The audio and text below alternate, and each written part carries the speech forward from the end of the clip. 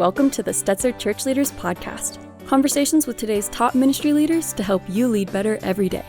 And now, here are your hosts, Ed Stetzer and Daniel Yang.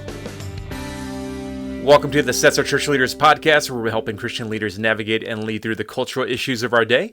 My name's Daniel Yang, National Director of Churches of Welcome at World Relief, and today we're talking with Doctors Timothy Muehlhoff and Sean McDowell. Tim's professor of communication at Biola University, where he also co-directs the Winsome Conviction Project.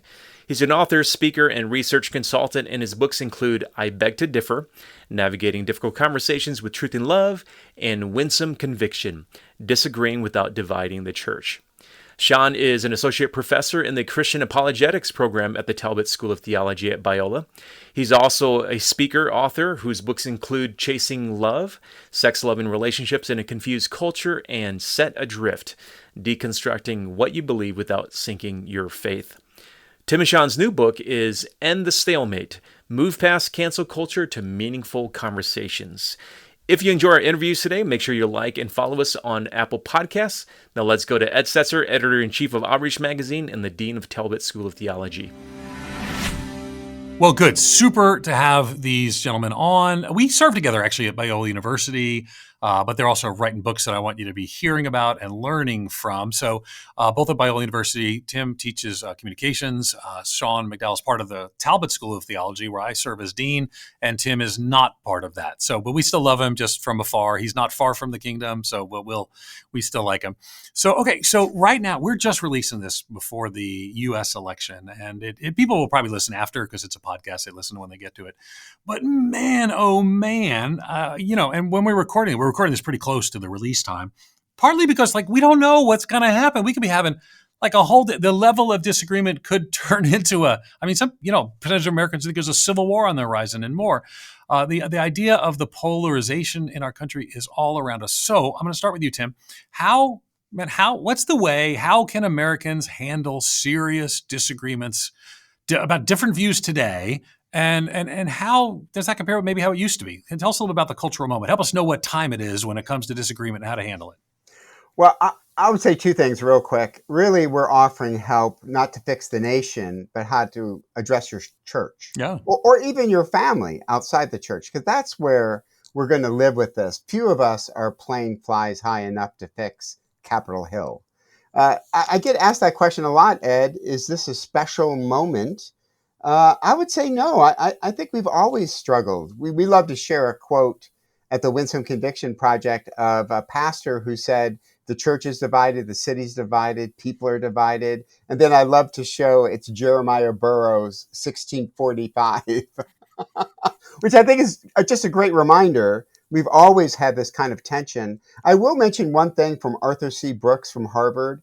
He said, America doesn't have an anger problem. We have a contempt problem. And when I asked him what he meant by that, he said, well, listen, anger is we can be mad at each other, but we're going to hang in there with each other. Contempt is I'm mad at you and I won't talk to you anymore. The family would be better off without you. The church would be better off without you. The community would be better off without you. So maybe contempt has filtered in to our disagreements where we're cutting off relationships, whereas before maybe we hung in there with each other longer. Yeah, so a lot of our audience would certainly relate to this. Over the last 3 or 4 years, people have sorted themselves out of their churches. Many people have sorted themselves out of their churches. They say, well, you didn't talk about the pandemic, or you didn't talk about racial reconciliation or whatever it must be in the way that I wanted. And so I'm out, and I want to find a church that's more ideologically aligned where they used to be theologically. But I actually don't agree with you, Tim. I think we're in a uniquely tumultuous time, much like the 60s or the early 1900s. But that's great because you and Sean don't agree in the book. And that's part of what I think makes the book great. Yeah. Now, again, the title of the book, and you can pick it up wherever good books are sold. It's talking about how we actually heal some of this divide that's at work around us. It's End the Stalemate. And I think you'll find it helpful. But Sean, let's talk a little bit about, because you are, you do these, you have hundreds of thousands, about 300,000 subscribers to your YouTube channel, where you really haven't engaged in the I'm mad at everybody, I have contempt at everybody, because I will tell you, that's a good way to build a platform right now. You can monetize grievance today. But you've actually hosted conversations with people who disagree with you, people who are somewhat to the left of you and somewhat to the right of you, and then people who are way to the left of you and sometimes way to the right of you. Why have you taken that approach? And because you talk about some and end the stalemate, and why does it matter? When I started my YouTube channel, really intentionally about 4 years ago, I had a few big YouTubers say something effective to me. Sean, your attempt to be kind and congenial and find common ground and have relationships will not work on this platform. You have to provoke, you have to unsettle, you have to kind of shock people, so to speak. And I just remember having two thoughts. First off, I thought, not just what we communicate, but how we communicate. What does it mean to communicate as a Christian? And I wonder if we lose something when we just play the same game everybody else is playing. That was one. Second, I thought, I don't know if that's true. I think there's a lot of people who are hungry for healthy, meaningful, respectful dialogues. Now, my channel could be a lot bigger if I was shocking this and insulting that person. I could make more money. I mean, of course. But I get tons of email from people that are like, thank you for sitting down with that progressive Christian and talking about your differences respectfully. Thanks for having that atheist on and debating issues, but doing it in a way that you found common ground and it was respectful. So I want to make a difference, not only in what I do, but in how I do it. And I guess that's just what I feel God's calling is on my life. And I think what's needed now. So I kind of would, if I had to take sides, I probably agree more with you, Ed, on the cultural moment that there's always been division, like Tim pointed out, but not everybody had a platform like in the past. And we're also seeing mental health issues go up. People are more broken relationally. So I do think it's poised into the communication climate more so today. So are we Christians known by our love? That's my question. Yeah, and I think that, in 2024, there is an increasing pushback on the idea of being winsome as a way to engage culture. And I call it the war on winsome. And, and it's basically saying that the world has changed so much that now we gotta, I don't know, people use different words. I don't want to caricature what people are saying, but we gotta fight or stand differently or engage differently. And I actually, first of all, I think that is a bit narrow in its understanding, because I think New York City, where Tim Keller was, where he's sometimes, part of the example people use on the war on winsome, is very different than where I lived in Tennessee before I moved to Chicago, which is very different than where I live in the Los Angeles area. So I just wonder, I'll go first back to Sean and then go just to Tim. You just jump right in after Tim. Do you see a call to being winsome? And to add to it, has that changed in the last few decades in ways that we need to maybe lower the winsome and raise the courage? What would you describe about these things? Start with you, Sean. I think we've always needed a gentle, kind voice, and we've always needed a prophetic voice. It's not one or the other, it's both. So in part, what Tim and I are talking about is not a legal strategy. We're not talking about really a larger 30,000 foot cultural engagement, but how do we engage our neighbors? How do we engage our coworkers? I think most people want to have meaningful spiritual conversations on the issues that matter if we do it in a way, in the right time and the right place and respectfully. So I don't know. I think there's a need for prophetic voices today. I mean, Elijah mocked the prophets of Baal, and there are some issues today and ideas that Christians need to stand up and say no and fight for it. And we need to have many people with a kind, civil voice. It's not one or the other. It's knowing our lane, I think, and doing it well. But as a whole, I think to answer your question, do I think we're doing better at crying out from a prophetic voice or loving our neighbors? I think if I had to assess it, we're doing less good, for lack of a better way to frame this, at just loving and showing civility than the opposite. Yeah, and I would just say what Peter says, right, in his traveling letter, and this is right before, as now, is this Peter, the guy from the Bible? Because I know you're in the communications school. Peter, the guy from the Bible. Okay, so right? Just checking. Yeah, in 1 Peter chapter 3, he says, listen, when insulted, I want you to give a blessing. And he even comes out and says, I do not want you to give an insult for an insult. And then all of us love apologetics, all three of us. And Peter says, listen, be ready to give a reason for the hope that is in you, but do it with all gentleness and reverence, some translations say. So I don't think we can opt out of gentleness. I would even say if we use the prophetic voice, what will set us apart will be a gentleness that is even in the prophetic voice. I think we have to ask the question today, what makes us distinctly different as Christian communicators in today's argument culture? I love that. And I want to back to you, Tim, because we had a faculty forum with you and Sean just, I don't know if it was yesterday.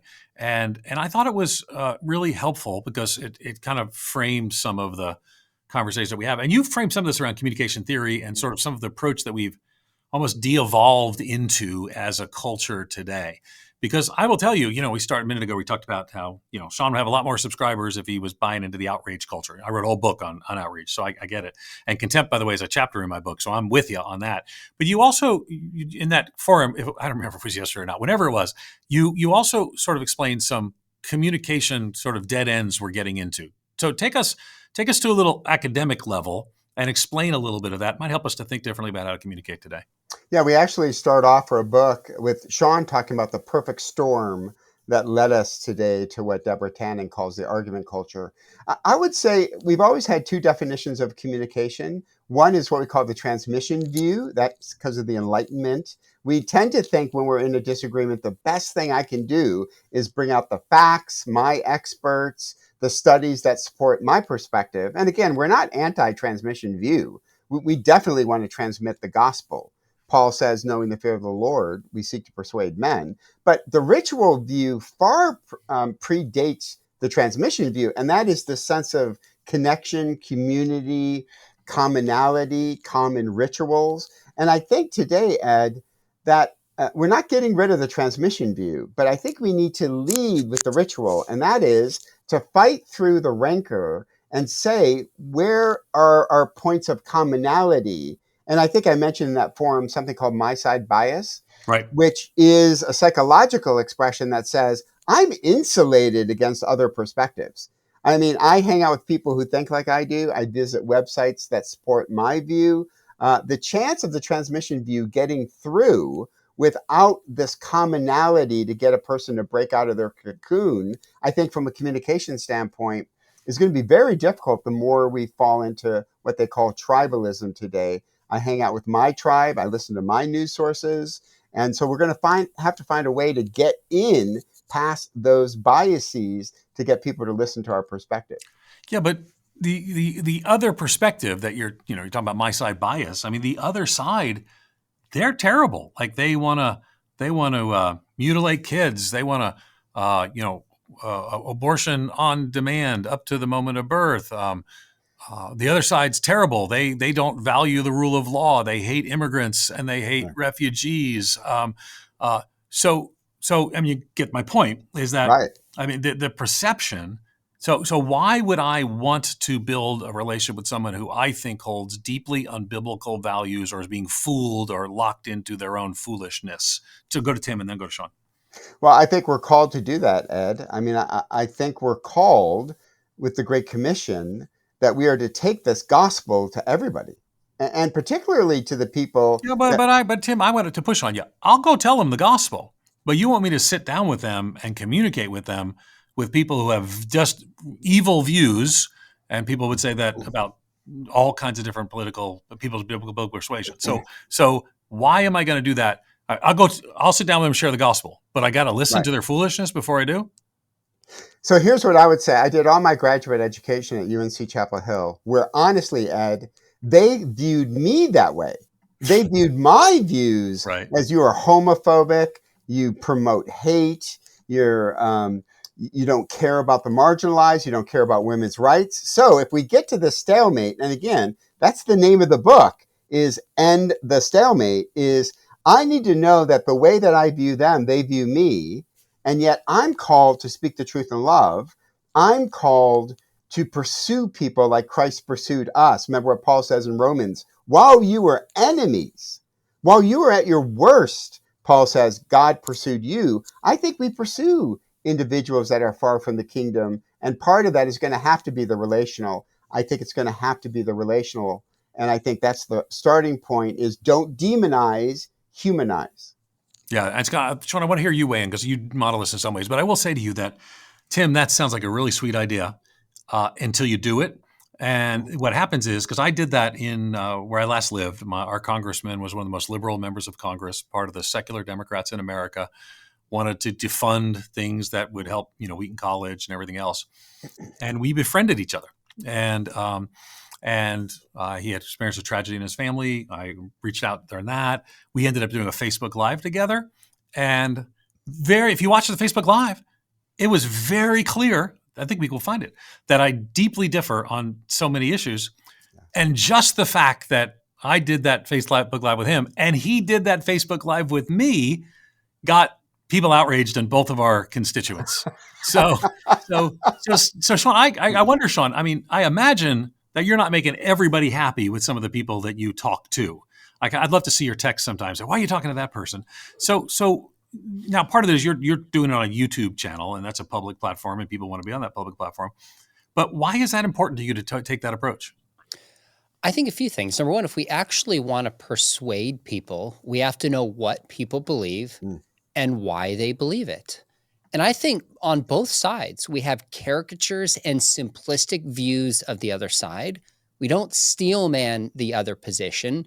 And I consistently hear, I read the New York Times all the time, and I'm like, that is not what conservatives believe. I just feel like constantly one-sided misrepresent. Well, no one likes to be misrepresented. Well, we shouldn't do that to other people as much as we don't want other people to do that to us. So if I want to persuade somebody, I'm in the best position if I know them and I build bridges and they trust me rather than just dropping the gospel and bailing. I'm not saying there's not a time to share the gospel with somebody and transmit it. Of course, there's a time to do that. But I don't know what person believes, why they believe it. Proverbs 25 says the purposes in a man's heart are deep, and a person of wisdom draws it out. So you mentioned issues earlier, whether it's immigration or the transgender topic or whatever heated sport it is. There's oftentimes a backstory there of why somebody holds that view. And then when we get to that backstory, you know what the real motivation is. And then you can start talking and ministering to the person. That's one thing that I think the power of relationships does. The challenge is that you are talking to people who hold views that it is because we're releasing this intentionally right around election. There is a incentive to caricature other people, and if you don't join in that caricature with other people, you're then on the out group and sort of pushed out of that. So I happen to know, for example, I have someone who's running for Congress, and I really, good, loves the Lord, et cetera, et cetera. And then I watch the ads about that person, and they're all like just really like don't recognize that person at all. But if you were on the opposite party of my friend and you said, that's not really what he's like, you're the bad guy, and vice versa. So are you going to say, Sean, when you talk to somebody who differs with, we have a pro-life position here at Muehlhoff University, are you going to sit down and talk with someone who is advocating for, whatever it may be, abortion available up till whatever point that you would find uncomfortable with? Are you going to sit down with them and talk to them or reason with them and try to understand what they think, or actually maybe even articulate their view to somebody else? Or is it, this needs to be condemned, we're in an election and we need to do this? I don't know that it's one or the other. I do YouTube videos, I do social media shorts where I answer objections, I advance my case. Yeah. And I've done this, I've written stuff on it, I've had conversations with people. I'm publicly advancing ideas that are good.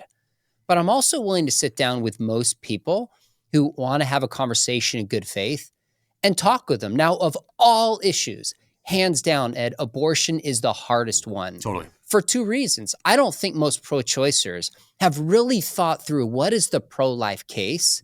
And given that the most vulnerable segment of society is at stake in their lives, that is so inexcusable to me. The Stetzer Church Leaders Podcast is part of the Church Leaders Podcast Network, which is dedicated to resourcing church leaders in order to help them face the complexities of ministry today. The Church Leaders Podcast Network supports pastors and ministry leaders by challenging assumptions, by providing insights, and offering practical advice and solutions and steps that will help church leaders navigate the variety of cultures and contexts that we're serving in. Learn more at ChurchLeaders.com/podcast network. And it's a failure to protect the most vulnerable amongst us. So that one is really, really hard for me, Ed, of all the issues, hands down.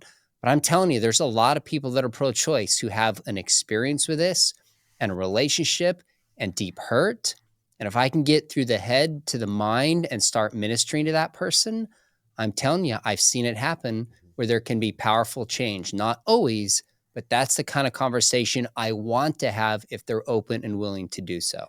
Yeah, so let's go, Tim, let's talk a little bit about issues of gender and sexuality, because I would say that if abortion is number one, certainly gender and sexuality going to be up there too. And, a lot of times the arguments around abortion are framed as, bodily autonomy and justice for women. And the arguments around the pro-life arguments are that, that life and bodily autonomy, and for a child, that this is a child who exists as a human person. And when you have stuff like that, justice issues become very challenging.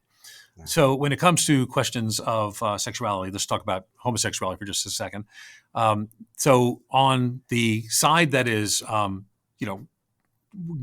advancing the rights of LGBTQ persons, they would say that it's a justice issue. You can't, this is the person's true self if they're gender transitioning. I said we talk about homosexuality, now I'm talking about transgenderism, but this is the person's true self. Or love is love. Why would we deny somebody the privilege, the opportunity to love somebody else? So that's a justice issue. And then you come over to the other side for us, it's not justice, more of like, well, this is a scriptural authority issue for us. And we could also say a natural theology issue for us as well. So when you end the stalemate, that divide, those are big, I can disagree with somebody on tax policy and it's not the same thing. If you could hear people say this is a matter of life and death for the transgender community. So if that's the case and you're beginning with justice and fear of the future, and then on the other side, maybe it's scriptural authority and God's created design, how do you end the stalemate and bridge that gap? Well, wow. Let me share a story that maybe will get at what you're asking, Ed. So I go to this interfaith conference and I'm wearing my lanyard and they actually spell out Biola. Usually they don't. This time they did. So it's the Bible Institute of Los Angeles. We're doing these speed conversations, which are like 5-minute conversations. A guy sits down in front of me. He looks at my lanyard and he says, "I'm tempted not even to talk to you." I was like, what? How weird to be at an interfaith dialogue and you're not going to talk to me. I said, why? He goes, my 6-year-old daughter is transitioning and I already know what you think about it. And he listed, doggone if he didn't list my 3 main objections. Wow. So I just looked at him and I said, you know what? And again, my mind is reeling. Now we're down to 3 minutes. We're down to 2.5 minutes. So I just looked at this person and I said, listen, from one father to another, I believe that you're loving your daughter and you are trying to do what you think is best. And now the time's up. So I handed him my card. I said, listen, there's no way we can talk about this in 5 minutes. Send me an email if you want to continue the conversation. Ed, 5 months went by, never heard from him. Then all of a sudden I get an email saying, I was shocked that a Biola professor would, one, affirm my love for my daughter and offer to talk more. 5 months, it's taken me 5 months to do this email. I'm ready to talk. Wow. And we have been in a 3-month conversation, now including his wife. So here's what I would say to people listening. The book isn't about starting a YouTube channel. Sean's amazing. It's not about fighting this on Capitol Hill. This book really is about you and a family member. Right. It's about you and a church member. And I go back to what I said.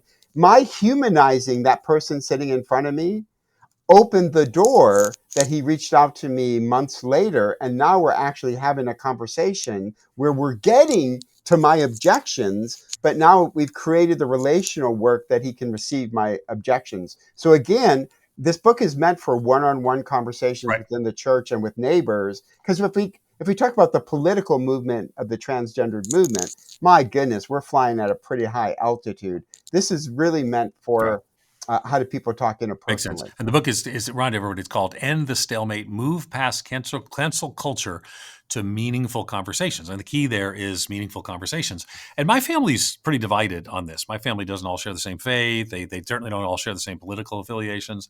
Like my parents have very different views on this. And I differ from all of them, parents and step-parents, all this sort of stuff. So this is very personal for me. I think it deeply matters. And we've sort of navigated a place where we can talk about things, but we also say, we're not going to change each other's minds. So let's have Thanksgiving dinner. So how do you how much of this, you want to end the stalemate? Some way you end stalemate is saying, okay, we're just going to agree to disagree. But simultaneously, there are parts that you don't want to do that on. So Sean, how would you kind of do that relationally? Well, family's different. I mean, relationship with someone sitting by on the plane versus somebody in my neighborhood versus in family are different elements. So I've got my wife's dad is one of 12. So family meetings are massive. And there's people all over the political aisle, Christian, non-Christian, everywhere in between. And I want them to not think, oh, here comes Sean. He's going to talk about Jesus every single time, of course. So in family, I'm playing the longer game and really valuing relationship and just trying to love my wife, who's biologically from their family in a way that they respect. Look for conversations just strategically and naturally with people willing to have them. And then just hoping when family members get to a certain point in their life where they're more open, they would want to come to me. And I've had that happen a few times. Family members I never would have expected are like, I watch your stuff and I'm struggling with this. Can you help me? I'm like, of course. So that kind of relationship, I think in family is how I try to weigh that. But one area Tim and I have gone back on is when it's all said and done, staying in a relationship with somebody is not the most important objective good. At some point, we do have to speak truth and we do have to speak the gospel and live consistently with our convictions, even if it costs us a relationship. We just need wisdom to navigate when that is the case and not the case. Yeah, and I think to be honest, that's kind of the whole ball of wax here is because if you're always debating and arguing every issue, you don't have any relationship. But if all of you have a relationship, you never speak truth. This is kind of where the challenges come before us. And it seems that, and I don't know that we're in a time that's more truth or more grace. I just think right now, it depends on who you talk to. So how do we get those things? So Tim, if people were to read End the Stalemate and put some of those things into practice, and let me make it a little narrower. We're pastors and church leaders. So, it's probably not the local baseball coach unless it's pastor, church leaders, baseball coach. So for pastors and church leaders who really have felt the last few years, they've lost people because they said something like one sentence the wrong way. People are mad. People are furious. People in the neighborhood. And the culture is increasingly post-Christian. So what things do pastors and church leaders need to think about for ending the stalemate with maybe people of different views in their church or their community? And take a little time on that because there's two sections, in the church and in the community. Boy, I would say, Ed, the great thing about the ritual view, it's called the ritual view because of common rituals that we tend to do as Americans, as community members. Well, the church is perfectly set up for this. John Calvin said that every time the church opens its doors, we should have Holy Communion. He really believed that conversations would go better when you had just gone through taking communion. So I would say as a pastor, I would really focus on those common rituals, really highlight what Jesus meant with very diverse disciples. He broke bread and instituted the communion. I would really form those rituals that bring us together, especially heading into a political season. Then I would say, learn to do perspective taking, which we define as set aside your views just long enough to step into the views of another person. And with the book, we created a website called endthestalemate.com, totally free. Don't need to buy the book to go there, but it's going to teach you how to address your heart as you head into a conversation. And then we're actually going to introduce you to views that some of them might be hard for you to step into, but we're asking you just to do perspective taking, not condone a view. And I think that's a muscle we really need to start growing more as we become more divisive. Okay, but so perspective, come back to that as well. Explain a little more what you mean. So the writer of Hebrews says, right in chapter 4, I don't want you just to pray for people in prison. I want you to imagine you're in prison, that the pain that they're feeling, you're in fact feeling yourself. And I think we take that same attitude with people that are different, right? Like go to my situation with that person at the Interfaith Conference, right? I'm stepping into his perspective with a child who feels like God made a mistake, making her a her who wants to be a boy. Now, listen, I disagree with that fundamentally, but what must it feel like to be a parent to watch your child cry themselves to sleep every night? So to step into that perspective and see the world, and I would say, Ed, not just understand it intellectually, feel that emotionally. And then you understand that when I speak to these parents, I need to match their emotion, even as I offer perspective they might find really challenging. With challenges, now we got a wing of people saying empathy is bad, and Right. empathy can be weaponized. And we can end up with, you have to do this because there's feelings that drive that, empathy that drive that, and more. So Sean, over to you, and we're kind of getting near the end of the interview, but so I want to, what I want to say to Christians, pastors who are listening, is that there is a pastoral approach to things. And a pastoral approach to things almost always includes some of what Tim just included. You've got to, in a sense, empathize with the people, walk their journey with them. And that's why pastors tend to say less foolish things online. They tend to think, I'm not saying all pastors, but pastors, if I say something stupid, if I poke someone in this way, they're probably people in my church. So we're talking about people in our church. And it causes them, I think, to respond, I think, more wisely. But I think a lot of people are trying to find out what's that balance with that grace and that truth, and how do you find that balance? So Sean, you're an apologist, you're a professor at Talbot, but you also have a love for the church. So what advice would you give to pastors and church leaders? Actually, we're going to be doing a pastors conference together, you and I, the first Talbot Pastors Conference with partnership with KKLA. We're excited about that. So what would you say to pastors? Here's how you end the stalemate, build those bridges, grace and truth, as a pastor and church leader. I think one encouragement is that we all need to live in the tension of grace and truth. If you're not living in that tension, either you're speaking too much truth without love, or you're kind of compromising the truth and speaking in a way that our culture defines as love. Now, for me, I need a range of voices around me to say, you know what, Sean, you should have spoken truth more clearly here. Or occasionally, you know what, you could have said that a little bit more graciously. I need voices. Pastors need voices, people they invite into their life. Because one thing I know in a church is the pace is set from the top down. And I love my home church. I live in Southern Orange County, and my pastor, one of my favorite things is he speaks truth and doesn't mince it, but with such kindness and such graciousness towards people who see the world differently.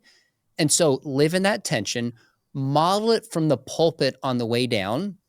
But then I also think one of the reasons we're in this storm of divisiveness is we've actually just lost how to communicate well. We've lost how to listen. We've lost how to ask good questions. We've lost how to perspective take.